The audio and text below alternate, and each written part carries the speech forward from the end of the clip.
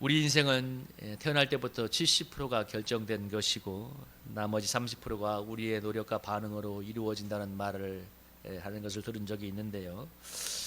가만히 생각을 해보면 그것이 분명 일리가 있습니다. 여러분, 우리는 태어나면서도 우리의 성은 우리가 결정하는 게 아니에요. 내가 남자로 태어나는지 여자로 태어나는지 내가 결정한 게 아니라 태어나는 순간 하늘로부터 결정이 되는 거죠. 그래서 그건 우리가 선택하는 게 아니에요. 태어난 나라, 태어난 시대, 태어난 가정 환경도 내가 결정하는 게 아닙니다. 태어나 보니까 그곳에 태어난 것입니다. 여러분, 동시대에 남한과 북한에서 태어난 사람이 있다고 생각해 보겠습니다. 남한에 태어난 사람을 A라고 하고 북한에 태어난 사람을 B라고 한다면 그거는 동시에 지금 이 시대에 태어났다고 친다면 어쩌면 둘의 운명은 하늘과 땅 차이로 바뀔 수가 있을 것입니다. 여러분, 우리 탈북자들이 옛날에 고난의 행군 때 탈북을 해서 중국 연길의 시골의 어느 농촌 마을에 숨어 들어갔는데 거기서 숨어서 이제 지내는 동안에 이제 그 주인이, 숨겨지는 주인이 고기를 막 끓이고 있길래 그게 사람을 주는 줄 알았답니다. 그런데 그 고기를 끓여다가 게를 주는 걸 보고 너무너무 충격을 받았대요. 아니, 어떻게 자기들은 먹지 못해서 굶주리고 있는데 중국의 이 시골 변방에서 게를 주기 위해서 고기를 끓이고 있다는 말인가. 너 어느 곳에 태어났는가? 너무 큰 차이인 거예요. 한국은 다이어트를 하기 위해서 굶지 못 먹어서 굶지 않잖아요. 그거는 못 먹어서 죽는다는 말도 나오지 않습니까? 여러분, 우리 한국은 IT 전문가가 나오기가 너무 쉬운 나라이지만 PC 한 대가 없는, 인터넷에 들어오니 많이 하는 아프리카 우지에서 IT 전문가가 나오기는 하늘의 별따기처럼 어렵습니다. 여러분이나 저나 여러분, 우리가 100년 전에 태어났다면 우리는 일제치해와 6.25 전쟁을 겪으면서 정말 너무너무 살기 힘들었을 것입니다. 물론 지금도 사는 게 쉬운 건 아니지만, 물론 고통을 여러분 객관적으로 평가할 수는 없어요. 고통은 다 주관적인 것이고 내가 당하는 환경이 제일 힘든 것이기 때문에 무엇이 힘들다 좋다를 말할 수 없지만, 그러나 만약에 우리가 100년 전에 태어나서 6.25 전쟁을 겪었다, 얼마나 힘들었겠습니까? 사람이 이번에 우리 정태만 지사님 기도하는 것처럼 우크라이나 러시아 전쟁, 여러분 뭐 이스라엘과 하마스의 전쟁을 보면 알지 않습니까? 얼마나 많은 사람들이 죽고 다치고 그냥 하루아침에 생명을 잃고 있던 집이 다 날아가고 불타버리고 지옥 같은 삶으로 떨어지는 그런 환경이 있지 않습니까? 어디에서 태어나는가? 언제 태어나는가? 그래서 여러분, 그래서 금수저 흙수저 얘기가 그냥 나온 게 아니에요. 부자로 태어난 사람은 좋은 교육을 받고 좋은 환경 속에서 계속 좋은 환경 속에 이어지지만, 가난하고 불우한 환경에서 태어나고 힘들게 자란 살아간 사람의 삶의 이 모습은 너무나 큰 차이가 납니다. 여러분, 인생에 수많은 중요한 요소들이 사실 태어남 하나로 결정이 되는 경우가 너무 많이 있습니다. 이걸 여러분, 그래서 아까 인생은 70%가 결정된 것이고 30%가 우리의 반응이란 말이 어떤 면에서는 또 틀린 말이 아닐 수도 있어요. 우리는 한번 태어난 이상 우리 힘으로 어쩔 수 없는 어떤 삶의 환경들, 운명처럼 받아들여야 되는 부분이 있습니다.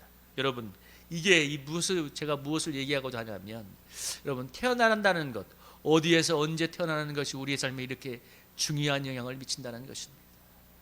여러분, 제가 그 주부에도 썼지만 나는 왕이로 써야하는 그 2012년도에 있었던 영화가 있었는데, 그 내용이 어떤 내용이냐면, 조선시대의 세종대왕이었던 세종대왕의 시절의 이름이 충녕대군인데, 이 충녕대군이 셋째 아들인데 왕이 되거든요. 근데 이 충녕대군이 보면 너무 왕이 되기 싫습니다. 이 암투가 벌어지는 궁중을 보니까 이 충녕대군이 마음이 착해서 왕이 되기 싫은데, 어쨌든 결과적으로는 자기가 이제 세자로 촉방되어서 왕이 되어야 되는 운명인데, 한시도 빠짐없이 그냥 이 사람은 정말 평안하게 살고 싶은데, 그래서 대궐을 벗어나려고 하는데 어떤 일이 벌어졌냐면, 정말 대궐에 자기가 좋아하는 여인이 궁녀를 끌고 와서 여인을 만나려고 들려가는 노비가 하나 있었는데, 그 노비의 이름이 덕칠입니다.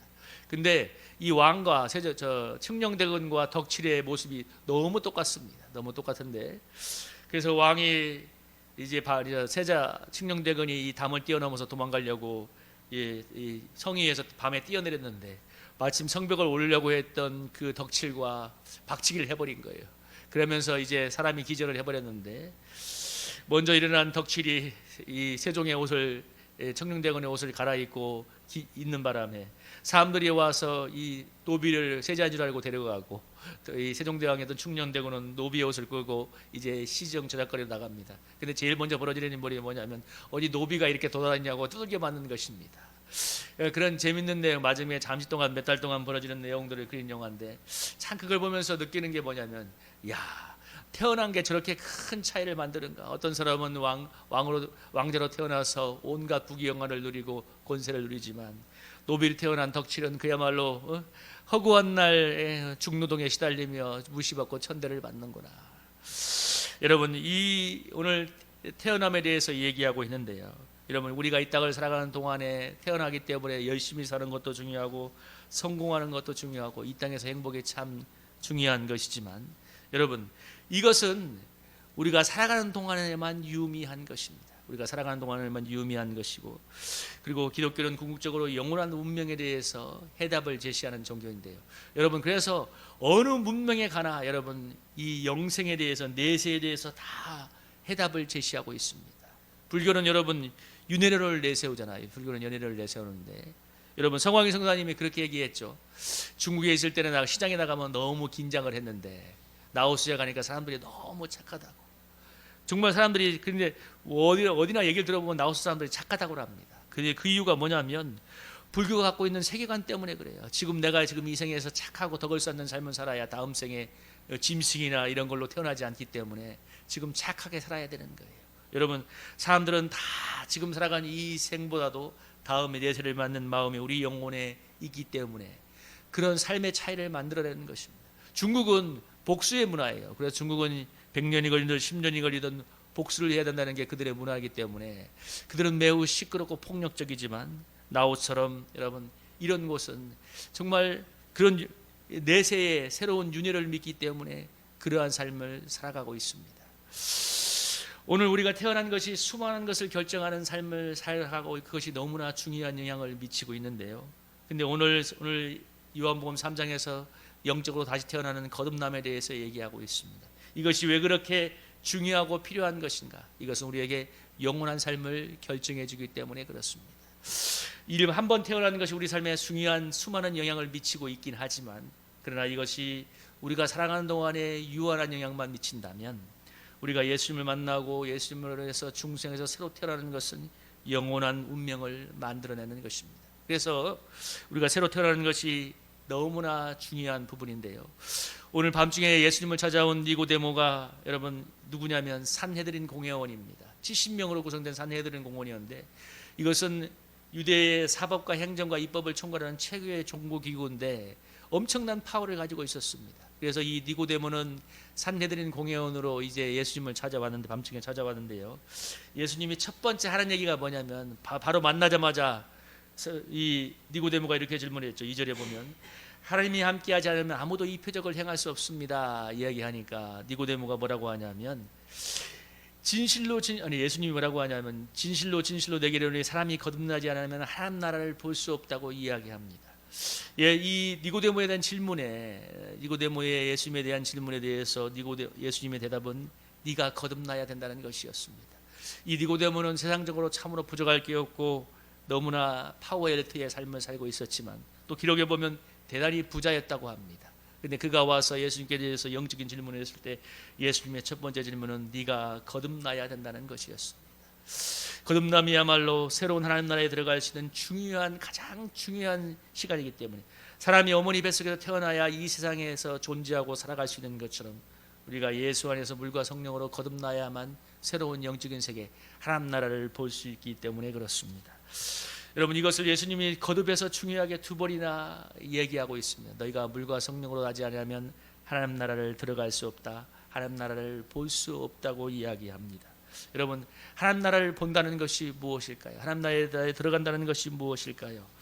하나님을 체험하며 살아가는 것이죠. 하나님의 통치와 하나님의 그 능력을 체험하며 살아가는 것인데요, 골로새서에서 이 물과 성령으로 거듭나는 이 역사에 대해서 이렇게 표현을 하고 있습니다. 여러분, 골로새서 1장 13절에서 14절의 내용을 우리가 한번 13, 14절을 한번 읽어보겠습니다.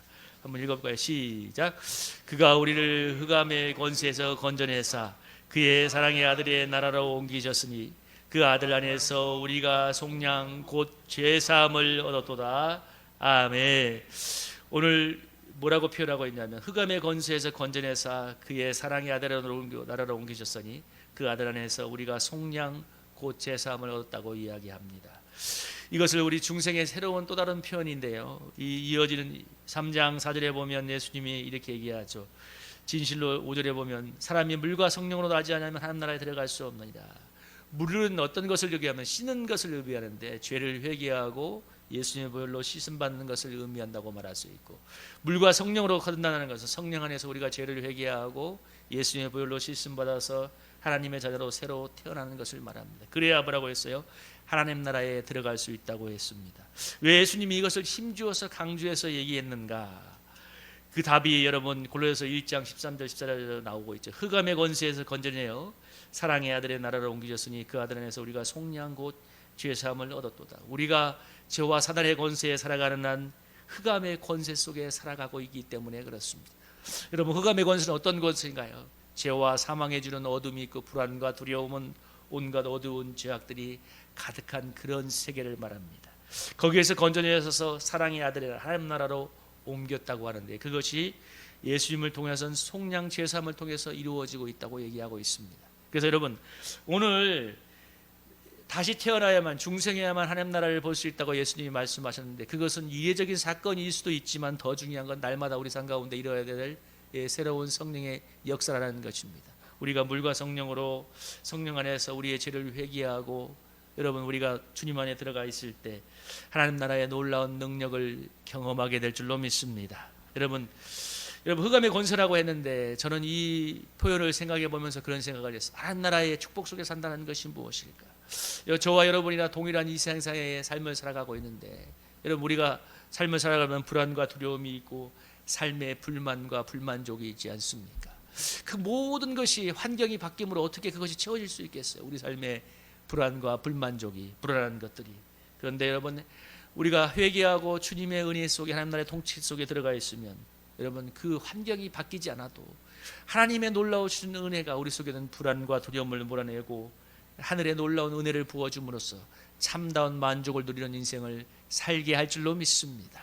여러분, 이게 중요한 거예요. 물과 성령으로 거듭나야만 하나님 나라를 볼 수 있다고 했는데요. 그래서 예수님이 필요할 때 세상 부족함이 없어 보이는 니고데모에게 필요한 것은 뭐냐면 바로 여러분, 물과 성령으로 거듭나는 거였습니다. 그래서 여러분, 우리 기독교에서 가장 중요한 본질적인 역사와 사역이 뭐냐면 바로 이 중생의 역사, 회심의 역사입니다. 물론 한 사람이 뜨겁게 회심해서 극적인 변화를 이루어가는 것도 중요하지만, 우리가 날마다 우리의 일생의 치열한 삶의 속에서 물과 성령으로 말미암아 우리가 회개하고 이 날마다 거듭남을 체험, 중생을 체험으로써 새롭게 거듭난 존재로 되어가는 것은 너무너무 중요합니다. 왜? 이것이 결국 영원한 우리의 생을 결정하기 때문입니다. 여러분, 불교에서 유명했던 옛날에 성철 스님이 그런 얘기를 했습니다. 10년 동안 여러분 이 철조망을 쳐놓고 여러분 앉아가지고 그곳에서 여러분 이 정진을 했다고 하죠.